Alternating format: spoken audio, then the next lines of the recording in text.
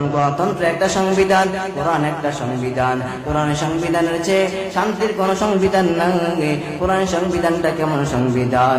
কোরআনের সংবিধানটা এমন এক সংবিধান যে সংবিধানের নিচে মুসলমান যেমন নিরাপদ, ইহুদি তেমন নিরাপদ, খ্রিস্টান তেমন নিরাপদ, কোলের সন্তান মায়ের কোলে যেমন নিরাপদ।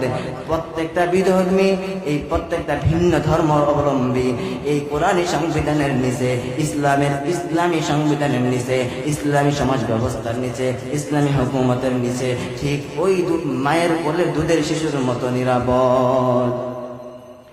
এই জন্যই তো মরহুম আইনুদ্দিন আল আজাদ রহমতুল্লাহ আলাইহি ওনার কণ্ঠেও লিখে গিয়েছেন, সমাধান চাও যদি জীবনে মরণে, ফিরে যাও খোঁজে নাও চোখ রাখো কোরআনে, তবেই পাবে সুখ শান্তির ঠিকানা, তবেই পাবে সুখ শান্তির ঠিকানা, যদি মেনে নাও তুমি মনে প্রাণে।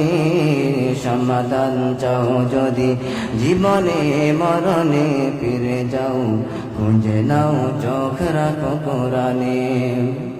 এ বাণী সকলের নয় শুধু মুমিনের, এ বাণী সকলের নয় শুধু মুমিনের, যারাই চলবে মেনে ফল পাবে কোরআনের, যারাই চলবে মেনে ফল পাবে কোরআনের।